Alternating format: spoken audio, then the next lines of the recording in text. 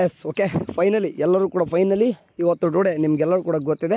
ಇವತ್ತು ನಮ್ಮೊಂದು KCET and ನೀಡ್ದು ಒಂದು Mach R provisional result ಇವತ್ತಿದೆ ಆಯಿತಾ. ಸರಿ, ಎಲ್ಲರೂ ಕೂಡ ವೆಯ್ಟ್ ಮಾಡ್ತಾಯಿದ್ವಿ. ಎಷ್ಟು ದಿನ ಇಟ್ಕೊಂಡ್ರು, ಯಾಕಂದ್ರೆ ಈಗ ಫಸ್ಟ್ ರೌಂಡ್ ಮುಗಿದ್ದು ಸೆಕೆಂಡ್ ರೌಂಡಿಗೆ ವೆಯ್ಟ್ ಮಾಡಿ, ಯಾಕಂದ್ರೆ ಫಸ್ಟ್ ರೌಂಡೇ ಒಂದು ತಿಂಗಳ ಮೇಲೆ ನಡೆಸಿದ್ರು ಕೌನ್ಸ್ಲಿಂಗು. ಸೆಕೆಂಡ್ ರೌಂಡ್ ಕೂಡ ಸ್ವಲ್ಪ ಹಂಗೆ ಮುಂದಕ್ಕೆ ಆಗ್ತಾ ಬಂದಿದ್ರು. ಫೈನಲಿ ಏನಂತಂದರೆ ಇವತ್ತು ನಿಮಗೆ ಪ್ರೊವಿಷನಲ್ ಆರ್ ಮಾಕ್ ರಿಸಲ್ಟ್ ಅನ್ನೋದು ಬಿಡ್ತಾ ಇದ್ದಾರೆ ಮಧ್ಯಾಹ್ನ 1 ಗಂಟೆ ನಂತರ. ಓಕೆ, ಮಧ್ಯಾಹ್ನ 1 ಗಂಟೆ ನಂತರ ಏನಪ್ಪ ಅಂತಂದರೆ ನಿಮಗೆ ಪ್ರೊವಿಷನಲ್ ರಿಸಲ್ಟ್ ಅನ್ನೋದು ಬಿಡ್ತಾರೆ. ಸತಿ ಗೊತ್ತಿರಬೇಕು, ಯಾರಾದರೂ ಅಂದರೆ ನೆನಪಿದೆಯಲ್ಲ ಗೊತ್ತಿಲ್ಲ. ಫಸ್ಟ್ ರೌಂಡ್ ರಿಸಲ್ಟ್ಗೆ ಅಂದರೆ ಫಸ್ಟ್ ರೌಂಡ್ ರಿಸಲ್ಟ್ ಯಾವ ರೀತಿ ಬಿಟ್ಟಿದ್ರು ಅಂತ ಹೇಳ್ತಿದ್ರಿ. ಅವರು ಕೂಡ ಸೇಮ್ ಇದೇ ರೀತಿಯಾಗಿ ಹೇಳಿದರು. ಓಕೆ, ಇದು ಅಂದರೆ ಅಂದರೆ 11 ಗಂಟೆ ಮೇಲೆ ಅಂತ ಹೇಳಿದರು. ಬಟ್ ಬೆಳಗ್ಗೆ 9 ಗಂಟೆ ಅನ್ನೋಷ್ಟಿಗೆ ಲಿಂಕ್ ಬಂದುಬಿಡುತ್ತೆ ನಮಗೆ. ಹೌದು ಗೊತ್ತಾ, ಇದಕ್ಕೆ ವೆಬ್ಸೈಟಲ್ಲಿ ಬೆಳಗ್ಗೆ 9 ಗಂಟೆ ಅನ್ನೋಷ್ಟಿಗೆ ಬಂದಿತ್ತು. ಸೊ ಟೈಮಿಂಗ್ ಮಾತ್ರ 1 ಗಂಟೆ ಮೇಲೆ ಅಂತ ಕೊಡ್ತಾರೆ. ಬಟ್ ಯಾವ ಟೈಮಿಗೆ ಬೇಕಾದ್ರೆ ಬಿಡ್ಬೋದು ಅವ್ರು. ಮೇ ಬಿ ಇವಾಗಲೇ ಬಿಡ್ಬೋದು, ಅಥವಾ 1 ಗಂಟೆಗೆ ಎಕ್ಸಾಕ್ಟ್ ಬಿಡ್ಬೋದು, ಅಥವಾ ಸಾಯಂಕಾಲ 6 ಗಂಟೆ ಆಗ್ಬೋದು. ಆ್ಯಕ್ಚುಲಿ 1 ಗಂಟೆ ನಂತರ ಅಂತಂದರೆ ನಂತರನೇ ಬಿಡಬೇಕು. ಬಟ್ ಸತಿ ನಮ್ಮ ಫಸ್ಟ್ ರೌಂಡ್ ನೋಡ್ಕೊಂಡಾಗ ನಮಗೂ ಸ್ವಲ್ಪ ಆಶ್ಚರ್ಯ ಆಗಿದ್ದು. ಕೇದವ್ರು ಪೂರ ಕೊಟ್ಟಿದ್ದಿಲ್ಲ ಅವತ್ತು, ಒಂದು ಪಶ್ಚಿಮ ಕೊಟ್ಬಿಡುತ್ತೆ ನಾವು ಸೂರ್ಯ ಅವತ್ತು ಕೇದವ್ರಿಗೆ. ಸೊ ನೋಡೋಣ ಇವತ್ತು ಆದರೂ ಕರೆಕ್ಟಾಗಿ 1 ಗಂಟೆ ಎಕ್ಸಾಕ್ಟ್ ಬಿಟ್ಬಿಟ್ರೆ ಎಲ್ಲರೂ ಖುಷಿನೇ. ನೋಡೋಣ, ಏನಾದರೂ ಬಿಟ್ಟಾದ ತಕ್ಷಣ ಹೇಳ್ತೀನಿ. ಆ್ಯಂಡ್ ಇಲ್ಲಿ ಕೆಲವೊಂದಿಷ್ಟು ಕ್ವಶನ್ಸ್ ಡೌಟ್ಸ್ಗಳಿದ್ದು ಅದನ್ನ ಕ್ಲಿಯರ್ ಮಾಡ್ತೀನಿ. ಈಗ ನೋಡಿ, ಇಲ್ಲಿ ಮೊದಲನೇ ಕ್ವಶನ್ ಕೇಳಿದ್ರು. ಇಲ್ಲಿ ಯಾರೋ ಒಬ್ಬರು ಗೊತ್ತಿಲ್ಲ, ಇಲ್ಲಿ ಕಾಣಿಸ್ತಿದೆ ನೋಡಿ. ಸರ್, ಸೆಕೆಂಡ್ ರೌಂಡ್ ಅಂದರೆ ಸೆಕೆಂಡ್ ಎಕ್ಸ್ಟೆಂಡ್ ರೌಂಡ್ಗೆ ಎಡಿಟ್ ಮಾಡ್ಬೋದು, can I add college please tell us. ನೋಡಿ, ಯಾವುದೇ ರೀತಿಯಾಗಿ ಸೆಕೆಂಡ್ ರೌಂಡ್ ಆಯಿತು, ಸೆಕೆಂಡ್ ಎಕ್ಸ್ಟೆಂಡ್ ರೌಂಡ್ ಆಯಿತು, ಕಾಲೇಜ್ ಆ್ಯಡ್ ಮಾಡ್ಲಿಕ್ಕೆ ಅಂದ್ರೆ ಬರೋಲ್ಲ. ಅಪ್ಗ್ರೇಡಿಂಗ್ ಹೋದಾಗ ನೋಡಿ, ಈ ಸರ್ತಿ ಚಾಯ್ಸ್ 3 ಅಂತ ಕಂಪ್ಲೀಟಾಗಿ ತೆಗೆದಾಕಿದಂಗೆ. ಯಾಕಂದ್ರೆ ಹೇಳಿದ್ರು ಅಡ್ಮಿಷನ್ ಮಾಡ್ಸ್ಕೊತೀರಾ, ಇನ್ ಕೇಸ್ ಮಾಕ್ ರಿಸಲ್ಟ್ ಬಂದ ತಕ್ಷಣ ಇವಾಗೇನು ಅಡ್ಮಿಷನ್ ಮಾಡ್ಸಲ್ಲ ಇವು. ಓಕೆ, ಮಾಕ್ ರಿಸಲ್ಟ್ ಬಂದ ತಕ್ಷಣ ಈ ಥರ ಸಿಗುತ್ತಪ್ಪ ಅಂತ ಒಂದು ಐಡಿಯಾ ಸಿಗಲಿಕ್ಕೆ ಇವತ್ತು ರಿಸಲ್ಟ್ ಬಿಡ್ತಾರೆ. ಓಕೆ, ಫೈನಲ್ ರಿಸಲ್ಟ್ ಇದಲ್ಲ ಇದು. ಇವತ್ತು ಬರೋದು ನಿಮ್ಮದು ಫೈನಲ್ ರಿಸಲ್ಟ್ ಅಲ್ಲ. ನೀವು ಫೈನಲ್ ರಿಸಲ್ಟ್ಗೆ ಮತ್ತೆ 1 or 2 days ವೇಟ್ ಮಾಡ್ಬೇಕು ನೀವು. ಓಕೆ, ಯಾಕೆ MCCದವರು ರಿಸಲ್ಟ್ ಬಿಡ್ತಾರೆ, ಅದಾದ ತಕ್ಷಣ ನಮ್ಮ KEದಲ್ಲಿ ಫೈನಲ್ ರಿಸಲ್ಟ್ ಬಿಡ್ತಾರೆ. ಈ ಎರಡು ಅಂದರೆ ಈ ನಡುವೆ ಇದೆ ನೋಡಿ, ಅಂದರೆ ಮಾಕ್ ರಿಸಲ್ಟ್ಗಿಂತೂ ಫೈನಲ್ ರಿಸಲ್ಟ್ ಎರಡು ಕೂಡ ನಡುವೆ ಒಂದು ಟೈಮ್ ಇರುತ್ತೆ ನೋಡಿ. ಈ ಟೈಮ್ ಒಳಗೆ ಕೆಲವೊಂದಿಷ್ಟು ಜನ ಎಕ್ಸಿಟ್ ಆಗ್ತಾರೆ. ಕ್ವಿಟ್ ಬಟನ್ ಕೊಟ್ಟುಬಿಟ್ಟು KE ಕಡೆಯಿಂದ ಫ್ರೀಯಾಗಿ ಎಕ್ಸಿಟ್ ಆಗ್ಬೋದು. ಆ ಎಕ್ಸಿಟ್ ಆದ ನಂತರ ಮತ್ತೆ ಒಂದು ಟೈಮ್ಗೆ ಬಿಟ್ಟು ಫೈನಲ್ ರಿಸಲ್ಟ್ ಅನ್ನೋದು ಬಿಡ್ತಾರೆ. ಓಕೆ, ಅದಾದ ನಂತರ ಹುಡುಗರಿಗೆ ಕಾಡೋದಿಷ್ಟು ಕೆಲವೊಂದಿಷ್ಟು ಹುಡುಗರು 3rd ರೌಂಡಿಗೆ ಹೋಗ್ಬೇಕಂತ ಇರ್ತದೆ. ಅಲ್ಲಿ ಕಾಲೇಜಸ್ ಆ್ಯಡ್ ಮಾಡ್ಲಿಕ್ಕೆ ಬರ್ತದೆ. ನೋ ಯಾವುದೇ ರೀತಿಯಾಗಿ ಹೊಸದಾಗಿ ನೆಕ್ಸ್ಟ್ ರೌಂಡ್ ಯಾವುದಾದ್ರು ಹೋಗ್ತೀವಿ ಅಂತಂದರೆ ಕಾಲೇಜ್ ಮಾತ್ರ ಆ್ಯಡ್ ಮಾಡ್ಲಿಕ್ಕೆ ಬರೋಲ್ಲ. ಸೊ ಅಂದ್ರೆ ಮತ್ತೆ ಏನಾದರೂ ಫಾರ್ ಎಕ್ಸಾಂಪಲ್ ಚಾಯ್ಸ್ 3 ಕೊಡ್ಲಿಕ್ಕೆ ಬರ್ತದ, ಅದೂ ಇಲ್ಲ. ಈಗ ಏನಿದ್ರು ಕೂಡ ಅಪ್ಗ್ರೇಡಿಂಗ್ ಅಷ್ಟೇ. ಅಂದರೆ ಸಿಕ್ಕಿರ್ತಕ್ಕಂಥ ಕಾಲೇಜ್ ಅಂತ ಮೇಲ್ಗಡೆ ಅಷ್ಟೇ ಪಾರ್ಟಿಸಿಪೇಟ್ ಮಾಡ್ಬೋದು. ಅದರಲ್ಲಿ ಇದ್ದಿದ್ದು ಬೇಕಾದರೆ ಡಿಲೀಟ್ ಮಾಡ್ಕೋಬಹುದು ಅಷ್ಟೇ. ಓಕೆ, ಎಡಿಟ್ ಮಾಡ್ಬೋದು, ಇದ್ದಿದ್ದನ್ನ ಡಿಲೀಟ್ ಮಾಡ್ಕೊಳಕ್ಕೆ ಹೊರತು ಹೊಸದಾಗಿ ಕಾಲೇಜಸ್ ಅಂದರೆ ಆ್ಯಡ್ ಮಾಡ್ಲಿಕ್ಕೆ ಬರಲ್ಲ. ಓಕೆ, ಇಲ್ಲೊಬ್ರು ನೆಕ್ಸ್ಟ್ ಒಬ್ರು ಕೇಳ್ತಾರೆ, ಮಾಕ್ ರಿಸಲ್ಟ್ ಆದಮೇಲೆ ಏನಾದರೂ ಆಪ್ಷನ್ ಎಂಟ್ರಿ ಬಿಡ್ತಾರಾ? ನೋ ಆಪ್ಷನ್ ಎಂಟ್ರಿ ಬಿಡಲ್ಲ. ನೀವು ಯಾವಾಗ 26ನೇ ತಾರೀಕು ಮಧ್ಯಾಹ್ನ 1 ಗಂಟೆವರೆಗೂ ಕೂಡ ಏನು ಮಾಡಿದ್ರು ನೋಡಿ ಆಪ್ಷನ್ ಎಂಟ್ರಿ, ಅದನ್ನೇ ವಾಪಸ್ ಏನು ಮಾಡ್ತಾರೆ, ಸಾಫ್ಟ್ವೇರ್ ರನ್ ಮಾಡ್ತಾರೆ.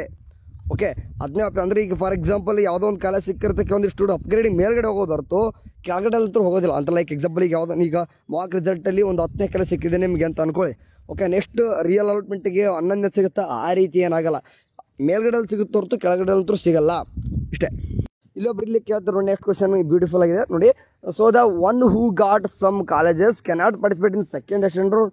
ಹಂಗಲ್ಲ ನೋಡಿ, ಈಗ ಯಾವುದೋ ಒಂದು ಸೀಟ್ ಸಿಕ್ಕಂತಂದರೆ ನೀವು ಅಡ್ಮಿಷನ್ ಮಾಡಿಸ್ಬೋದು. ಅಡ್ಮಿಷನ್ ಮಾಡಿಸಿ ನೀವು ಅಪ್ಗ್ರೇಡಿಂಗ್ ಹೋಗ್ಬೋದು, 3rd ರೌಂಡಿಗೆ ಕೂಡ ಹೋಗ್ಬೋದು, ಅಂದರೆ ಸೆಕೆಂಡ್ ಎಕ್ಸ್ಟೆಂಡ್ ರೌಂಡಿಗೆ ಹೋಗ್ಬೋದು. ಓಕೆ, ಬರುತ್ತೆ. But second extend round seat ಸಿಕ್ಕಾದ್ಮೇಲೆ ಅಡ್ಮಿಷನ್ ಮಾಡಿಸ್ಕೊಳ್ಳೇಬೇಕು. ಓಕೆ, ಅಂದರೆ ನೀವು ಮಾಬಾಬ್ ರೌಂಡಿಗೆ ಸೀಟ್ ಸಿಕ್ಕೋರು ಹೋಗ್ಲಿಕ್ಕೆ ಬರಲ್ಲ ಅಂತ ಹೇಳಿದ್ದು ನಾನು. ಅಂದರೆ ಈ ವಿಡಿಯೋ ನೋಡಿಬಿಟ್ಟು ಹೇಳಿದ್ದೇನೆಂದರೆ ಮಾಬಾಬ್ ರೌಂಡಿಗೆ ಯಾರಿಗೂ ಹೋಗೋಕ್ಕೆ ಬರಲ್ಲ ಅಂತ ಹೇಳಿದ್ದು. ಮಾಬಾಬ್ ರೌಂಡಿಗೆ ಸೀಟ್ ಅದವ್ರಿಗೆ ಕೂಡ ಸಿಕ್ಕೇ ಇಲ್ಲ ಅಂತಂದರೆ ಅವ್ರು ಮಾತ್ರ ಪಾರ್ಟಿಸಿಪೇಟ್ ಮಾಡ್ಲಿಕ್ಕೆ ಬರ್ತದೆ. ಸೀಟ್ ಸಿಕ್ಕು ಸಹಿತ ಪಾರ್ಟಿಸಿಪೇಟ್ ಮಾಡ್ಲಿಕ್ಕೆ ಬರ್ತಂದ್ರೆ ಬರಲ್ಲ. ಸೀಟ್ ಸಿಕ್ಕು ಕೂಡ ನೀವು ಪಾರ್ಟಿಸಿಪೇಟ್ ಮಾಡ್ತೀರ ಅಂತಂದರೆ ಇವಾಗ ಮಾಡ್ಬೋದು. ಸೆಕೆಂಡ್ ರೌಂಡು ಸೆಕೆಂಡ್ ಎಕ್ಸ್ಟೆಂಡ್ ರೌಂಡ್ಗೆ ಹೋಗ್ಬೋದು, ಅಡ್ಮಿಷನ್ ಮಾಡಿಸ್ಕೊಂಡು ಹೋಗ್ಬೋದು ನೀವು, ಆಯಿತಾ. ನೆಕ್ಸ್ಟ್ ಇಲ್ಲೊಬ್ರು ಕೇಳ್ತಿದ್ರು, ಅಣ್ಣ ಅಡ್ಮಿಷನ್ ಮಾಡಬೇಕಾದ್ರೂ ಫುಲ್ ಪೇಮೆಂಟ್ ಮಾಡಬೇಕು. ಹೌದು ನೋಡಿ, ಕೆಲವೊಂದಿಷ್ಟು ಹುಡುಗರು ಸ್ಪೆಸಿಫಿಕ್ಕಾಗಿ ಹೇಳ್ತೇನೆ ನಾನು. ಬೇಕಾದ್ರೆ ಒಂದೊಂದು ಎಕ್ಸಾಂಪಲ್, SC ಸ್ಟೂಡೆಂಟ್ ಇರ್ತಾರೆ, ನಿಮಗೆ 10 ರೂಪಾಯಿ ಅಷ್ಟೇ ತೋರಿಸ್ತಾ ಇರುತ್ತೆ ನಿಮಗೆ. ಓಕೆ, 10 ರೂಪಾಯಿ ಅಷ್ಟೇ ಆನ್ಲೈನ್ ಪೇ ಮಾಡ್ಕೋರಿ, ರಿಮೈನಿಂಗ್ ಅಮೌಂಟ್ ಎಲ್ಲನೂ ಕೂಡ ಕಾಲೇಜ್ಗೆ ಕಟ್ಟಬೇಕು.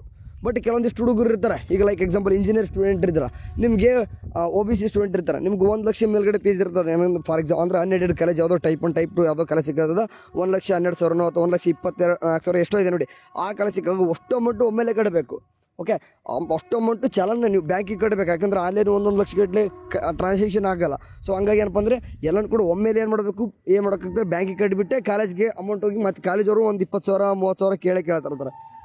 ಸೊ ಇದೆಲ್ಲನೂ ಕೂಡ ಇರ್ತದೆ. 10 ರೂಪಾಯಿ ಕಟ್ಟರೆ 10 ರೂಪಾಯಿ ಕಟ್ಟ್ರಿ. ನೋಡಿ ಫೀಸ್ ಬಗ್ಗೆ ನಾನು ಇನ್ನೊಮ್ಮೆ ನಿಮಗೆ ಕ್ಲಾರಿಫಿಕೇಶನ್ ಮಾಡ್ತೀನಿ, ರಿಸಲ್ಟ್ ಬರ್ರಿ. ಓಕೆ, ಅಂತಂದ್ರೆ ಎಲ್ಲ ಒಂದು ಕ್ಯಾಸ್ಟ್ ವೈಸ್ ಆಯಿತು, ಕೋರ್ಸ್ ವೈಸ್ ಆಯಿತು, ಫೀಸ್ ಬಗ್ಗೆ ಸಪ್ರೇಟಾಗಿ ಈಗ ಆಳೆ ಚಾಯ್ಸ್ ಒಂದು ಕೊಟ್ಟರು ಅಡ್ಮಿಷನ್ ಆದ್ರೆ ಗೊತ್ತಿರ್ತದೆ.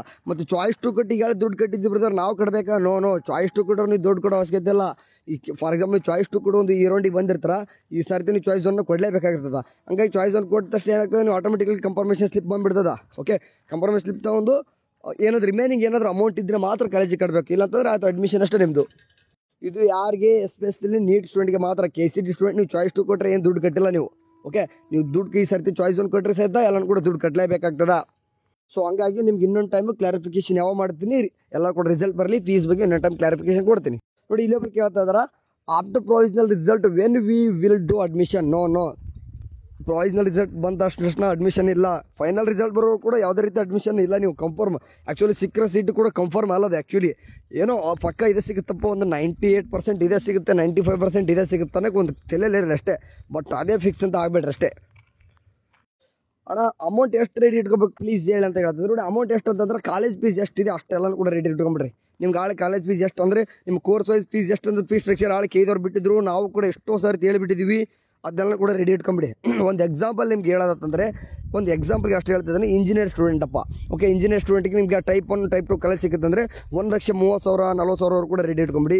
ಇನ್ case BS nursing private college ಸಿಕ್ಕಿತ್ತಪ್ಪ, okay government city private college ಸಿಕ್ಕಿತ್ತು GJN ಅಂತಂದ್ರೂ ಕೂಡ ಒಂದು 50,000 60,000 ಕೂಡ ರೆಡಿ ಇಟ್ಕೊಂಡಿರಿ. ಈ ರೀತಿಯಾಗಿ ಅಂದರೆ ಎಲ್ಲನೂ ಕೂಡ ಹೇಳ್ತಾ ಹೋದ್ರೆ ಭಾಳಷ್ಟು ಆಗ್ತದೆ. ಒಂದು 2 ಎಕ್ಸಾಂಪಲ್ ಕೊಟ್ಟು ನಿಮ್ಗೆ ಅಷ್ಟೇ. ಚಾಯ್ಸ್ 3 ಕೊಟ್ಟವ್ರು ಏನು ಮಾಡಬೇಕು? ಹೊಸ ಚಾಯ್ಸ್ 3 ಕೊಡೋದು ಕೂಡ ಎಷ್ಟು ಹುಡುಗರು ಬಂದಿರ್ತಾರೆ.